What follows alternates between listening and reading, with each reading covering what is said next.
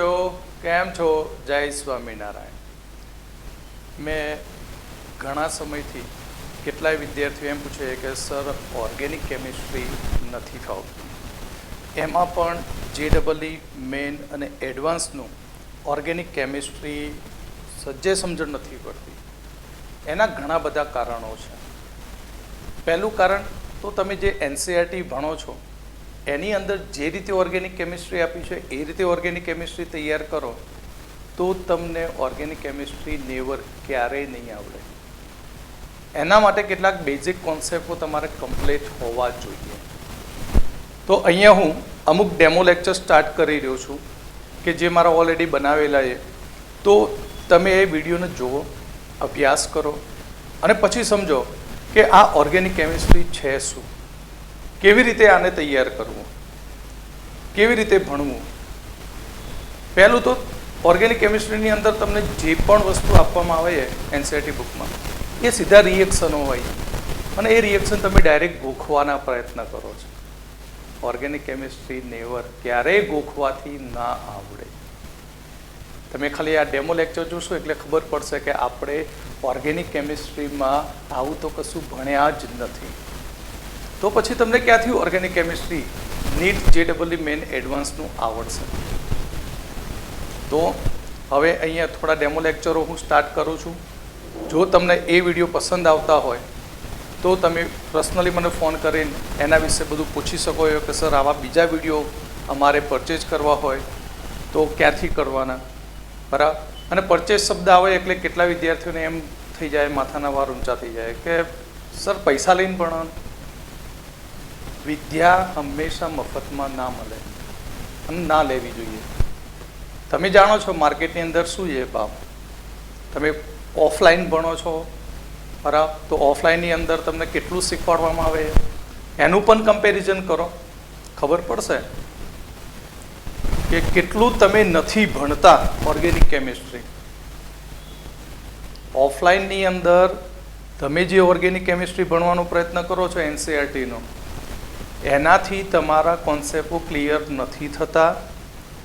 એના કોન્સેપ્ટો મારા જોડે જ તમારા ક્લિયર થશે અને તમને ભવિષ્યની અંદર આગળ કોઈ ફાર્મસી બ્રાન્ચમાં જાઓ અથવા કોઈ કેમિકલ બ્રાન્ચમાં જાઓ તો એ ભણેલું ઓર્ગેનિક કેમિસ્ટ્રી તમને ત્યાં પણ ઉપયોગી બનશે. તો તમે શાંતિથી આ વિડીયો જોજો, તમને ખૂબ જ મજા આવશે. તમને અંદરથી ફિલિંગ થશે કે અમને આવું હજુ સુધી ક્યાંય ઓર્ગેનિક કેમિસ્ટ્રીમાં શીખવા મળ્યું નથી. તો અહીંયા થોડાક રિએક્શન મિકેનિઝમ એટલે કે પ્રક્રિયાની ક્રિયાવિધિને લગતા કેટલાક હું ડેમો લેક્ચરો સ્ટાર્ટ કરું છું. તો તે તમે શાંતિથી જોજો. અને જો તમને ઇન્ટરેસ્ટ પડે વધારે તો તમને ખબર જ છે આપણી app Satyam science learning app, તેની ઉપર શોર્ટ ટાઈમની અંદર એ બધા જ વિડીયો અપલોડ થશે અને એક મિનિમમ પ્રાઇઝ રહેશે અને એ મિનિમમ પ્રાઇઝ રહેશે એ તમે ત્યાંથી એને પરચેજ કરી શકો છો, બરાબર. તો અસ્તુ, જય સ્વામિનારાયણ. હવે આપણે કાર્બોકેટાયનની સ્ટેબિલિટી વિશે જોઈશું. તો સ્ટેબિલિટી કોની હાજરીમાં વધે? તો આપણે કહ્યું કે કાર્બોકેટાયનની સ્થાયીતા એ ઇલેક્ટ્રોન દાતા સમૂહની હાજરીમાં કાર્બોકેટાયનની સ્થાયીતામાં વધારો થતો હોય છે. તો stability of carbocation, stability of carbocation. તો કયા ગ્રુપ? M+ ગ્રુપની હાજરીમાં સ્ટેબિલિટી સૌથી વધારે હોય, પછી પ્લસ રેઝોનન્સની હાજરીમાં, પ્લસ એનાથી પછી પ્લસ હાઇપર કોન્જ્યુગેશન અને પ્લસ I ગ્રુપની હાજરીમાં કાર્બોકેટાયનની સ્ટેબિલિટીમાં વધારો થતો હોય છે. કેવી રીતે વધારો થાય? તો આપણે એક એક્ઝામ્પલ જોઈએ. એક્ઝામ્પલની અંદર જુઓ કે અહીંયા એક CH2 છે, પ્લસ છે OCH3, ઇથર ગ્રુપ જોડાય. તો તમે જાણો છો કે આ કાર્બનની ઉપર કેટલા ઇલેક્ટ્રોન? 6 ઇલેક્ટ્રોન થાય, કારણ કે CH2 એટલે 4, 4 ના બંધના 2, 6 એટલે અહીંયા 6 ઇલેક્ટ્રોન છે. અષ્ટક અપૂર્ણ છે, અષ્ટક અપૂર્ણ છે. એટલે કોઈ પણ કાર્બોકેટાયન ગમે તે કરીને એ પોતાની સ્ટેબિલિટી મેળવવાનો પ્રયત્ન કરતો હોય છે. એમાંય પાછું આને સોનામાં સુગંધ ભરી લીધી. એ ઓક્સિજન એ M+ ગ્રુપ છે અને M+ ગ્રુપ છે એટલે એના ઇલેક્ટ્રોન તે અહીંયા દાન આપી દે. હવે ઇલેક્ટ્રોન દાન આપે એટલે રેઝોનન્સ થાય. હવે એ રેઝોનન્સને કારણે અહીંયા બની જશે CH2 double bond O CH3 અને પ્લસ અને એક લોન પેર તો રહેશે જ અને અષ્ટક રચના શું થશે? પૂર્ણ થાય.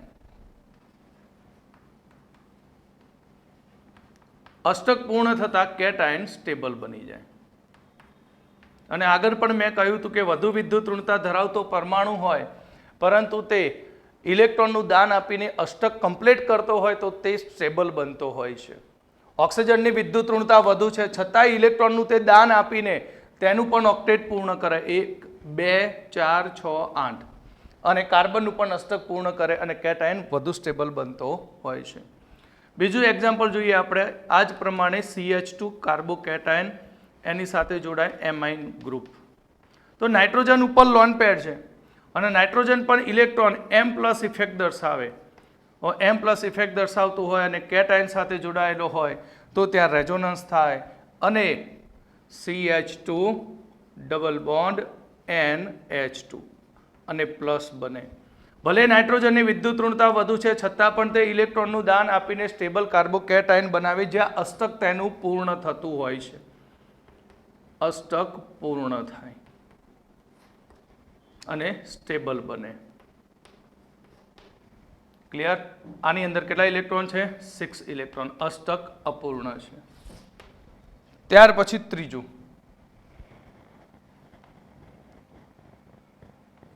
CH2 double bond CH2.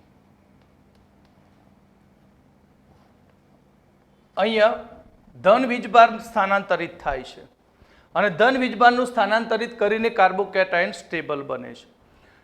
અહીંયા તમે જુઓ તો પ્લસ સિગ્મા પાઈ કોન્જ્યુગેટેડ સિસ્ટમ છે. કોન્જ્યુગેટેડ સિસ્ટમ હોવાને કારણે આ ઇલેક્ટ્રોન યુગ્મ અહીંયા શિફ્ટ થઈ જાય અને ઇલેક્ટ્રોન યુગ્મ ત્યાં શિફ્ટ થવાને કારણે છેડા ઉપરનો કાર્બન CH2+ બને. અહીંયા CH double bond CH2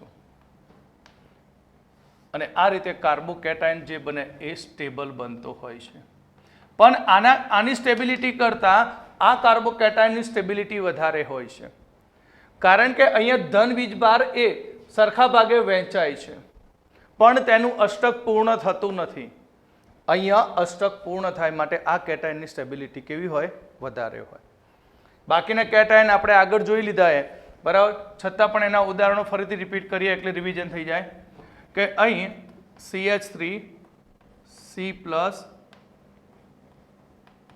CH3 CH3 બીજું CH3 CH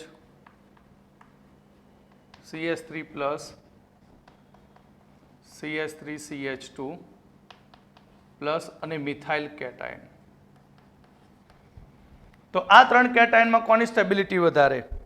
એ તો તમે જાણો છો કે ટર્સરી કેટાયન હોય તો તેની સ્ટેબિલિટી વધારે, સેકન્ડરી, પ્રાઇમરી અને લાસ્ટ મિથાઇલ. કેમ? કારણ કે આની ઉપર કયું ગ્રુપ આવ્યું? પ્લસ આઈ ગ્રુપ. પ્લસ આઈ ગ્રુપની સંખ્યા 3 છે, અહીંયા 2 છે, અહીંયા 1 છે. બીજું એક કારણ આલ્ફા એચ પણ શોધતા શીખવાડેલા. તો આની અંદર આલ્ફા એચ કેટલા? કેટાયનના પડોશી કાર્બન ઉપર કેટલા એચ? 3, 3, 6 અને 3, 9. તો 9 આલ્ફા એચ છે. આમાં 6 આલ્ફા એચ, આની અંદર 3 આલ્ફા એચ, જ્યારે આમાં 0 આલ્ફા એચ છે. જેમ આલ્ફા એચની સંખ્યા વધુ હોય તેમ સ્ટેબિલિટી કેવી હોય? વધારે. તો આની સ્ટેબિલિટીનો ક્રમ જોઈએ તો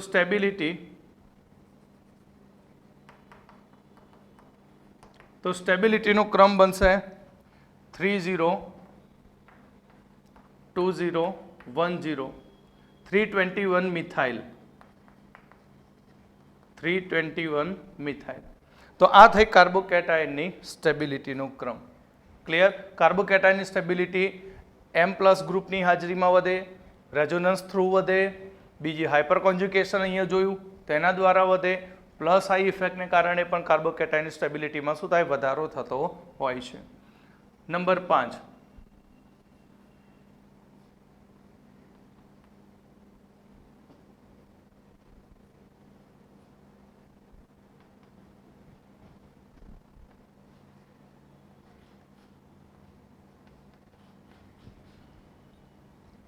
તો આ પ્રાઇમરી, સેકન્ડરી અને આ ટર્સરી દેખાય તમને? આ કાર્બન પડોશમાં કેટલા કાર્બન સાથે? 1. આ કાર્બન પડોશમાં 2. આ કાર્બન પડોશમાં કેટલા કાર્બન સાથે જોડાય? 3. ટર્સરી. તો ટર્સરી કેટાયનની સ્ટેબિલિટીનો ક્રમ જોઈએ તો આપણે સ્ટેબિલિટી શું થાય? 321. શું થશે? 321.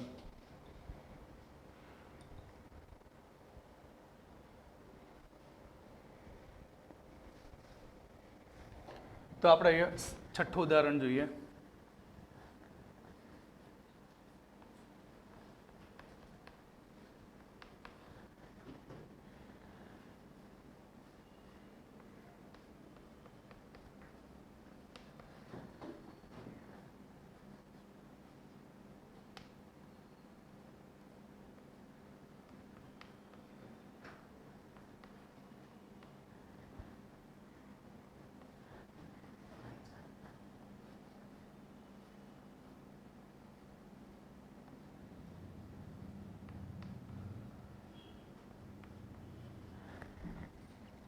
તો અહીંયા આપણે 4 બંધારણ બનાવ્યા, 1, 2, 3 અને 4.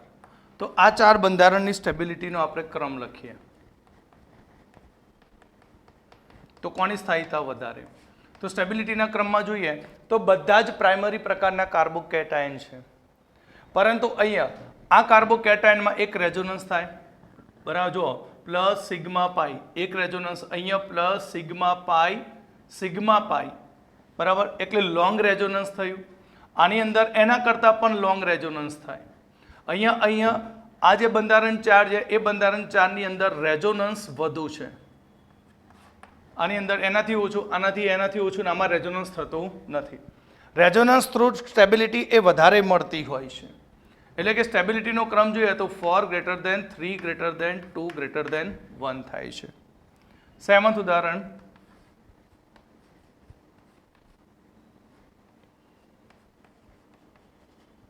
CH2 plus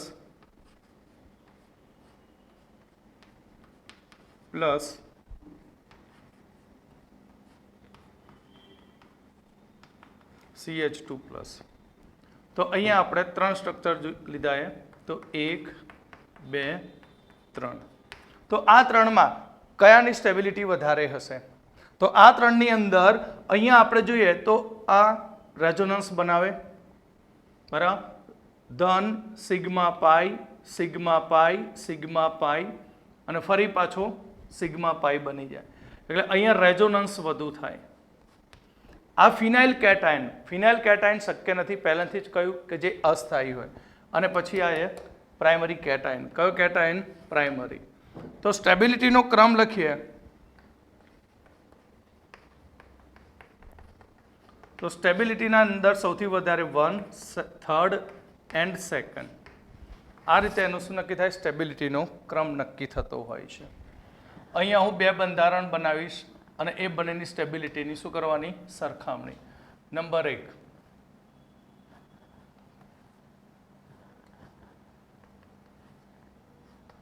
number 2.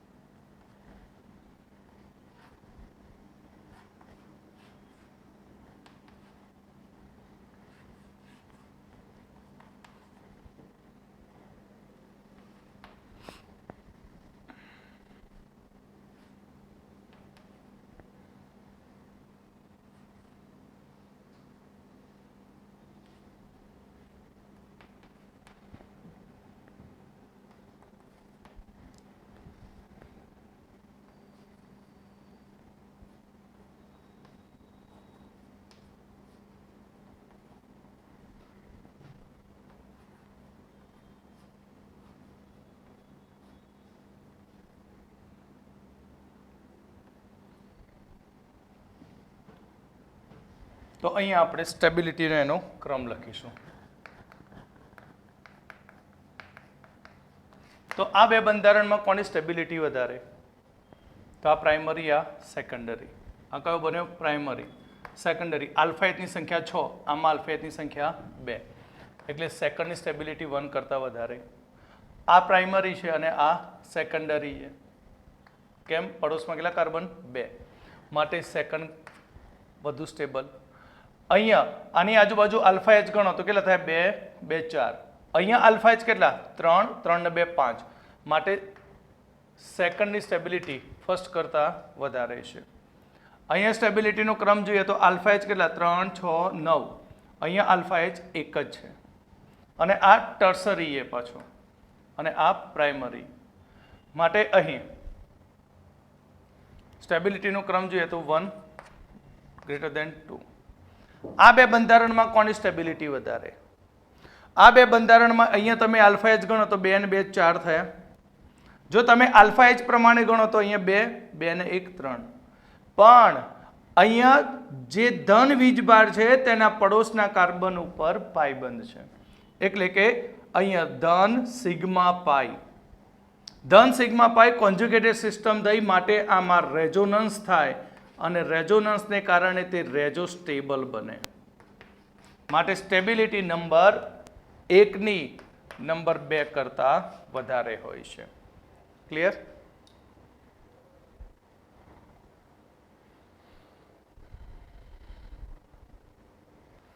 હવે આપણે કાર્બોકેટાયન વિશે સ્ટેબિલિટી શોધતા શીખી ગયા, બરાબર. હવે એ સ્ટેબિલિટીનો ઉપયોગ એ રાસાયણિક પ્રક્રિયાની અંદર ખૂબ જ અગત્યનો ભાગ ભજવતું હોય છે. એની અંદર આપણે જોવાનું છે રીએરેન્જમેન્ટ ઇન કાર્બોકેટાયન. કાર્બોકેટાયનની અંદર અહીં સમૂહની ફરીથી જે કાર્બન ઉપર કેટાયન આવેલો હોય એ કેટાયનના પડોશી કાર્બન ઉપરથી અહીં સમૂહની શું થાય? ફરીથી ગોઠવણી થતી હોય છે.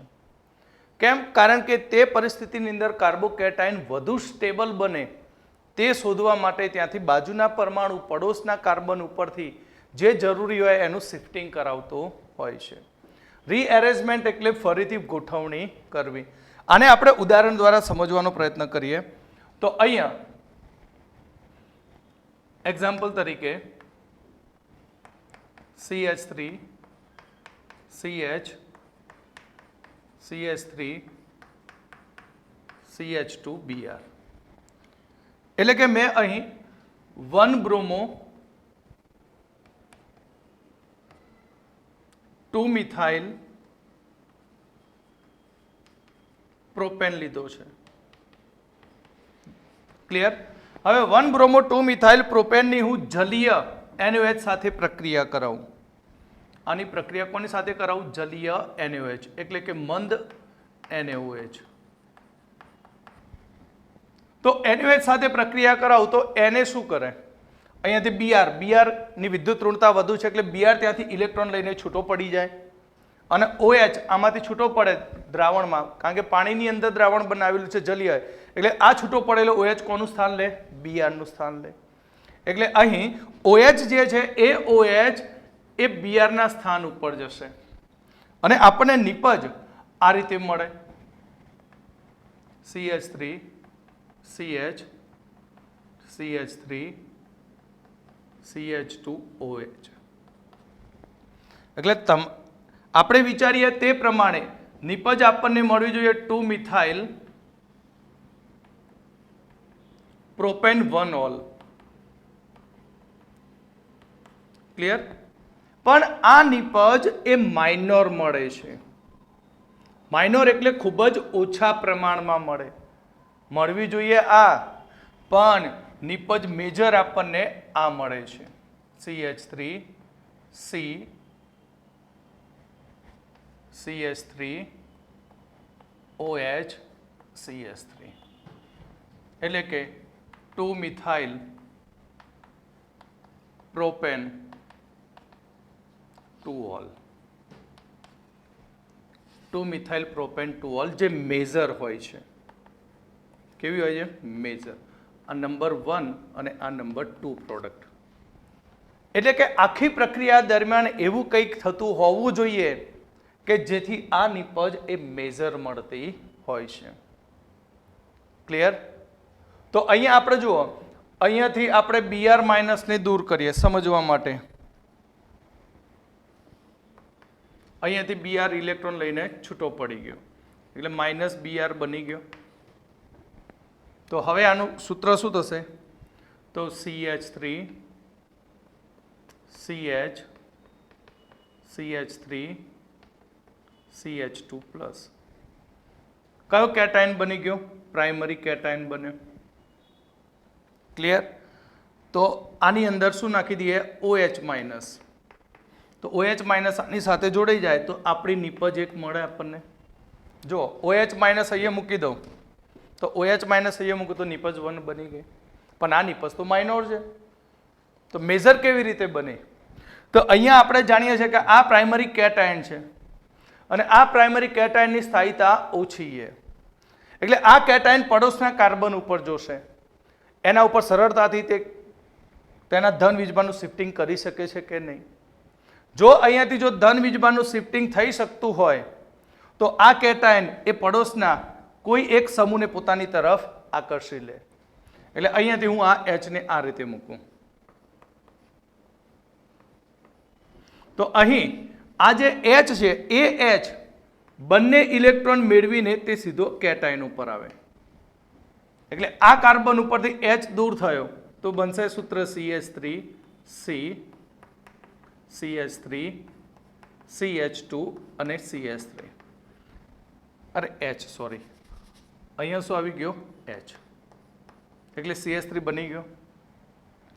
તો H નું શિફ્ટિંગ થવાને કારણે આ કાર્બન ઉપર ઇલેક્ટ્રોનની ઉણપ સર્જાય માટે કાર્બન કેવો બની ગયો? પોઝિટિવ.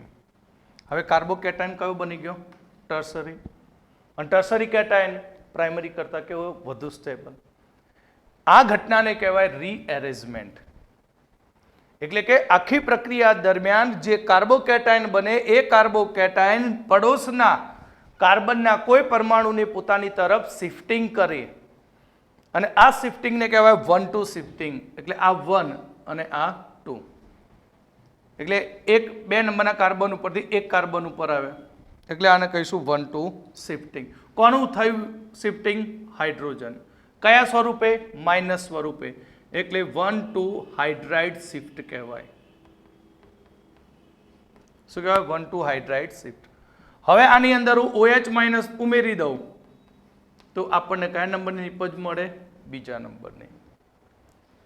એટલે અહીં પ્રક્રિયાની ક્રિયાવિધિ સમજવાનું કારણ એક જ છે કે પ્રક્રિયાની અંદર તમને પેપરમાં પ્રક્રિયક આપ્યો હોય, એના ઉપર સબસ્ટ્રેટ આપ્યો હોય, એના ઉપર પ્રક્રિયા કયો કરે છે એ અને એની બે નિપજ આપી દીધી હોય. હવે એ બે નિપજમાંથી કઈ નિપજ મેજર છે એ સમજ ત્યારે જ પડે કે જ્યારે તમને પ્રક્રિયાની ક્રિયાવિધિની સમજ હોય ત્યારે. કારણ કે કોઈ પણ પ્રક્રિયા ઓર્ગેનિકની અંદર એ મધ્યવર્તી સંયોજન મારફતે થતી હોય છે. કોના મારફતે થાય? મધ્યવર્તી મારફતે. હવે મધ્યવર્તીમાં શું બન્યું? કેટાયન બન્યું કે એનાયન બન્યું? તો કેટાયન બનતો હોય તો કેટાયન શક્ય હોય ત્યાં સુધી પડોશના કાર્બન પરથી પરમાણુનું શિફ્ટિંગ કરાવીને તે પોતાની સ્ટેબિલિટી મેળવવાનો પ્રયત્ન કરે અને એ સ્ટેબિલિટી કયા પ્રકારના કેટાયન સ્વરૂપે મેળવે છે અને પછી ત્યાં પ્રક્રિયા ફાસ્ટ થાય અને એ મેજર નિપજ મળતી હોય છે. માટે આ પ્રક્રિયાની અંદર આપણને આન્સર કયો મળશે? તૃતીયક બ્યુટાઇલ આલ્કોહોલ અથવા 2-મિથાઇલ પ્રોપેનોલ. ક્લિયર? તો અહીં પરીક્ષાની અંદર તમને ક્રિયાવિધિ નથી સમજાવવાની હોતી, પણ એ ક્રિયાવિધિના સ્ટેપ તમારે પ્રેક્ટિસ માટે પ્રેક્ટિસ કરવી પડે. એ સ્ટેપોની પ્રેક્ટિસ કરો એટલે તમને ઓટોમેટિક મગજમાં ખ્યાલ આવી જાય. પ્રક્રિયક જુઓ કે તરત જ કે આની અંદર આ પ્રકારનું શિફ્ટિંગ થવું જોઈએ અને આ પ્રકારની જ નિપજ મળવી જોઈએ. ક્લિયર? એટલે આપણે સૌથી પહેલાં અહીં રીએરેન્જમેન્ટની અંદર શિફ્ટિંગ કેવી રીતે થાય, કોનું થઈ શકે તે સમજવું ખાસ અગત્યનું છે. તો અહીંયા આપણે શિફ્ટિંગ કુલ 5 પ્રકારના છે. Shifting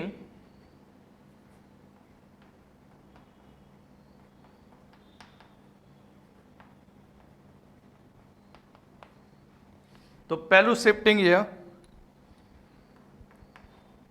1,2 hydride shifting, 1,2 hydride shifting.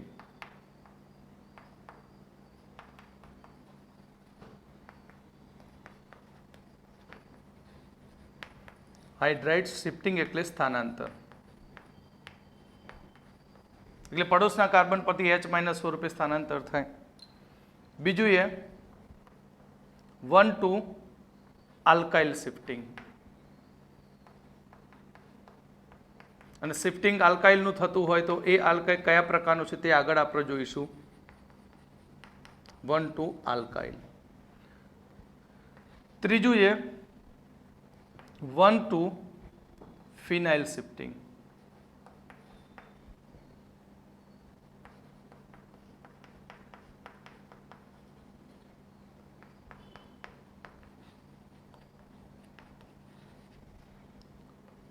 અને ચોથું શિફ્ટિંગ છે 1,4 એરાઇલ શિફ્ટિંગ.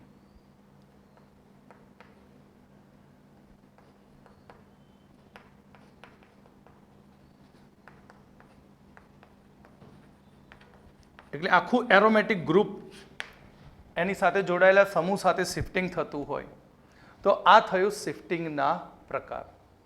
શિફ્ટિંગ હંમેશા ઇલેક્ટ્રોન ડેન્સિટી ઉપર આધાર રાખતું હોય છે, તે આપણે જોઈએ આગળ.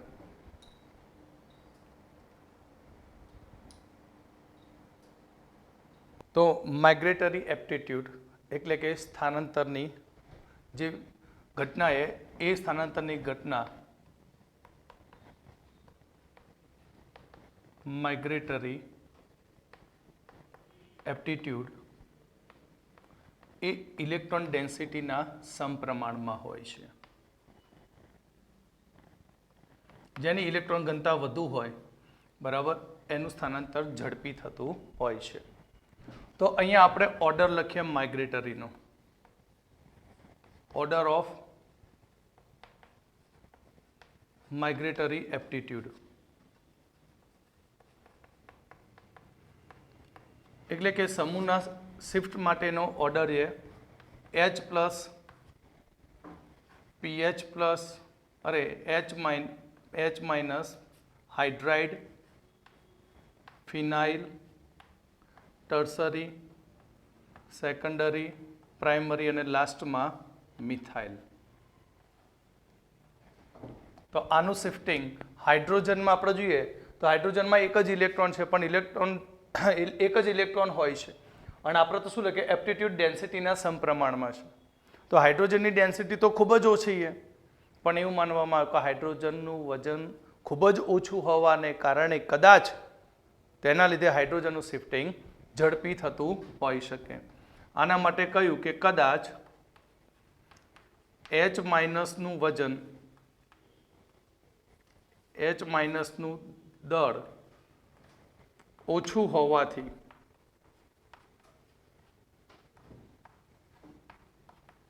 તેનું શિફ્ટિંગ ફાસ્ટ છે.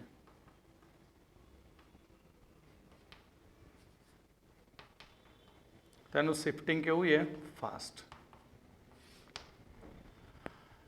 આ માઇગ્રેટરી એપ્ટિટ્યૂડનો જે ક્રમ લખ્યો એ ક્રમ અહીં ચુસ્તપણે અત્યારે ભણીશું તેના માટે પાલન થતું નથી.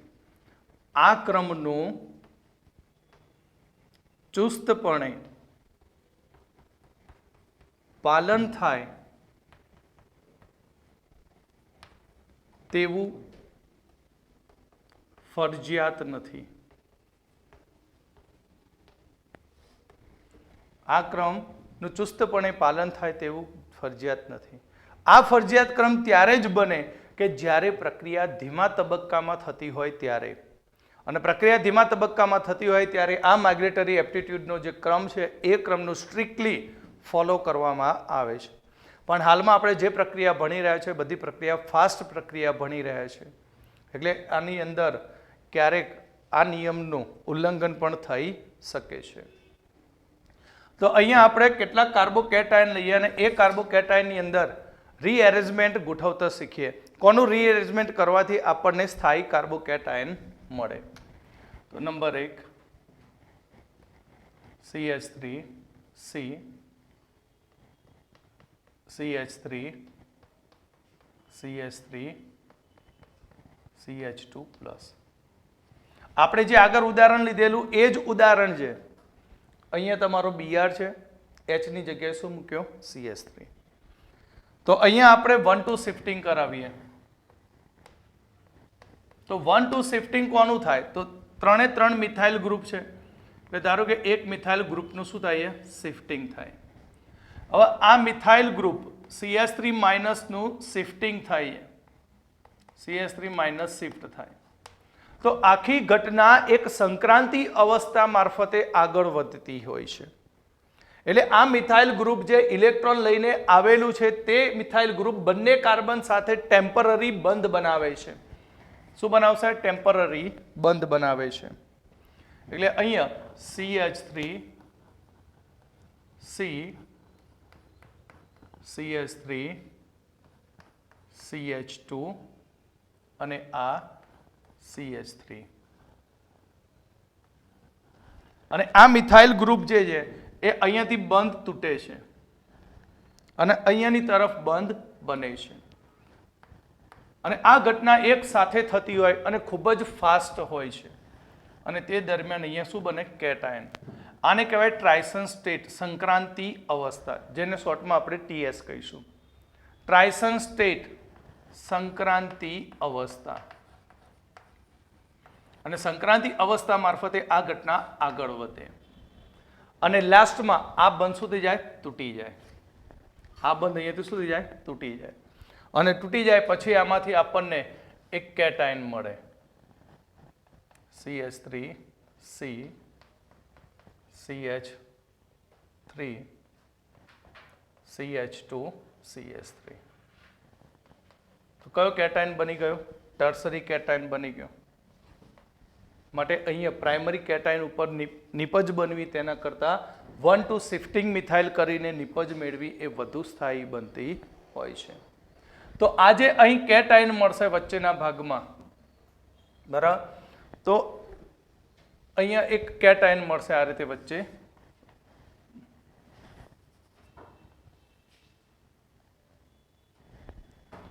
પછી લખીશું આને.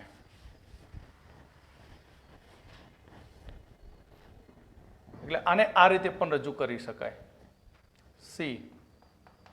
CH3 CH3 CH2 અને આ CH3 પ્લસ. એટલે અહીંયા આપણને પ્રોટોનેટેડ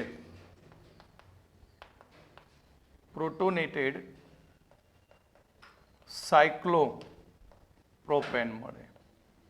શું મળશે? પ્રોટોનેટેડ સાયક્લોપ્રોપેન. હવે આ પ્રોટોનેટેડ સાયક્લોપ્રોપેન બને અને એ પ્રોટોનેટેડ સાયક્લોપ્રોપેનમાંથી આપણને મળશે CH3 C CH3 CH2 અને આ બંધ તૂટી જાય એટલે આ કાર્બન ઉપર ઇલેક્ટ્રોનની ઉણપ સર્જાય અને આ રીતે CH3 નિપજ મળે. એટલે ટર્સરી કાર્બોકેટાયન મળે અને પછી આના ઉપર OH નો એટેક કરો તો તે તમને વધુ સ્થાયી સ્ટેબલ નિપજ મળતી હોય છે.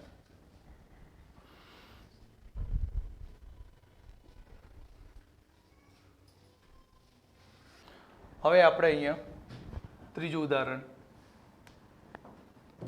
CH3 C CH3 CH2 CH3 અને CH2 પ્લસ. તો અહીંયા તમે જોઈ શકો છો કે પડોશનું જે કાર્બન છે એ પડોશના કાર્બન ઉપર 2 મિથાઇલ ગ્રુપ અને 1 ઇથાઇલ ગ્રુપ છે. તો આ બંને 3 ગ્રુપો છે, 2 મિથાઇલ અને 1 ઇથાઇલ. તો મિથાઇલનું શિફ્ટિંગ સારું કે ઇથાઇલનું શિફ્ટિંગ સારું તે આપણે જોઈએ. કે ધારો કે મેં અહીંયાથી ઇથાઇલનું શિફ્ટિંગ કરાયું. કયું શિફ્ટિંગ કરાયું? 1 2 ઇથાઇલ શિફ્ટિંગ. 1 2 ethyl shift. તો 1 2 ઇથાઇલ શિફ્ટ કરું તો શું થાય? તો અહીંયાથી આ બંધ ઇલેક્ટ્રોન અહીંયા આવશે એટલે ઇથાઇલના ઇલેક્ટ્રોન પહેલા બે બાજુ શેર થાય તો CH3 CH3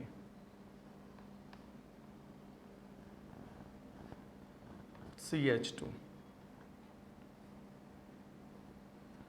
એક સાથે બંધ તૂટવાની પ્રક્રિયા થાય અને બંધ બનવાની પણ પ્રક્રિયા થાય થ્રુ કોના ઇલેક્ટ્રોન દ્વારા? ઇથાઇલના ઇલેક્ટ્રોન દ્વારા. એટલે આ પ્લસ કેટાયન બન્યો. કયો બન્યો? Plus cation. જો ઇથાઇલનું શિફ્ટિંગ કરું તો આ કાર્બન ઉપર કેટાયન બને, બરાબર, અને આ કેટાયન બને ત્યારે એની ઉપર એક મિથાઇલ ગ્રુપ જોડાયેલું છે અને આ મિથાઇલ ગ્રુપ પ્લસ આઈ ઇફેક્ટ કરે. પ્લસ આઈ ઇફેક્ટ કરે એટલે અહીંયા ઇલેક્ટ્રોનની ડેન્સિટીમાં શું થાય? વધારો થાય. અને જ્યાં ઇલેક્ટ્રોનની ડેન્સિટી વધે ત્યાં કેટાયનની સ્ટેબિલિટીમાં શું થઈ જાય? વધારો થાય. આ થયું ટ્રાઇશન સ્ટેટ. જ્યારે આ સૂત્રની અંદર તમે જુઓ તો આ સૂત્રની અંદર જે કેટાયન બન્યો એ કેટાયન ઉપર હાઇડ્રોજન હતા. ક્લિયર? અને એ હાઇડ્રોજન હોવાને કારણે અહીંયા મિથાઇલનું શિફ્ટિંગ થાય છે, પણ અહીં ઇથાઇલનું શિફ્ટિંગ થવાથી તેના ઉપર પ્લસ આઈ ઇફેક્ટ મળે. મિથાઇલનું શિફ્ટિંગ કરું તો મિથાઇલના શિફ્ટિંગથી મને પ્લસ આઈ ઇફેક્ટ મળતી નથી. માટે મિથાઇલ કરતાં ઇથાઇલનું શિફ્ટિંગ એ વધુ સ્થાયી કેટાયન આપતું હોય છે. એટલે અહીંયા લાસ્ટમાં મને આ રીતે આનું સ્થાયી કેટાયન મળશે CH3 CH3. લાસ્ટમાં આ બંધ શું થઈ જાય? તૂટી જશે. આ બંધ શું થઈ જાય? તૂટી જાય. અને આ કાર્બન ઉપર ઇલેક્ટ્રોનની ઉણપ સર્જાતા CH2 અને આને સળંગ લખી દઉં CH2 CH3 જે ઇથાઇલ ગ્રુપ આવ્યું તે માટે અહીંયા કયો કેટાયન બની ગયો? ટર્સરી. માટે આ નિપજ વધુ સ્ટેબલ બને.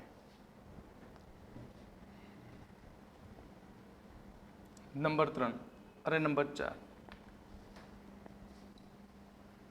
4 CH3 CH2C CH3 CH CH3 CH3 અને અહીંયા CH2 પ્લસ કેટાયન. તો કોનું શિફ્ટિંગ કરવાથી આપણને વધુ સ્ટેબલ કેટાયન મળશે? તો 1 2 શિફ્ટિંગ કરીશું આઇસોપ્રોપાઇલ, આને કહેવાય IPR. IPR નું શિફ્ટિંગ કરી દઉં તો IPR શિફ્ટ કરીએ તો વચ્ચે ટ્રાઇશન સ્ટેટ મળશે. તો CH3 CH2 C CH3 CH2 CH CH3 CH3 plus અને આ બન્યું ટ્રાઇશન સ્ટેટ. હવે આ ટ્રાઇશન સ્ટેટની અંદર તમે જુઓ તો આ કેટાયન ઉપર તમને બે મિથાઇલ ગ્રુપની 2 પ્લસ આઈ ઇફેક્ટ મળે. એટલે આપણે એમ કહી શકીએ કે મિથાઇલ કરતાં ઇથાઇલનું શિફ્ટિંગ વધુ સારું, ઇથાઇલ કરતાં આઇસોપ્રોપાઇલનું શિફ્ટિંગ વધુ સારું બને. કેમ? કારણ કે તે ઇલેક્ટ્રોનની ઘનતામાં શું કરે છે? વધારો કરે છે. તો લાસ્ટમાં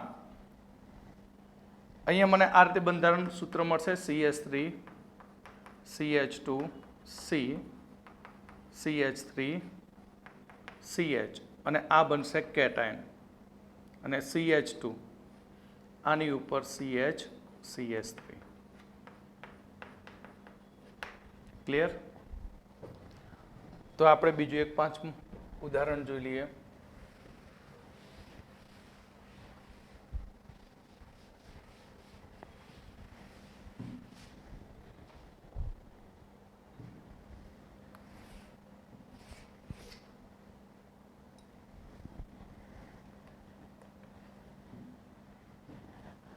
ઇથાઇલ આઇસોપ્રોપાઇલ અને ટર્સરી બ્યુટાઇલ અને આ કેટાયન. તો કોનું શિફ્ટિંગ કરવાથી સ્ટેબલ કેટાયન મળશે? જો ઇથાઇલ જોઈ લીધું, પ્રોપાઇલ જોયું, હવે ટર્સરી બ્યુટાઇલ. ટર્સરી બ્યુટાઇલનું સૂત્ર તમે જાણો છો આ રીતે CH3 CH3 CH3 આ થયું ટર્સરી બ્યુટાઇલ. જો ટર્સરી બ્યુટાઇલ અહીંયા મૂકેલું હોય તો તેનું શિફ્ટિંગ કરવામાં આવે તો આપણને વધુ સ્થાયી કેટાઇન મળે. કેમ? કારણ કે ટર્સરી બ્યુટાઇલ જોડાય તો આપણને ટ્રાઇશન સ્ટેટમાં જો હતું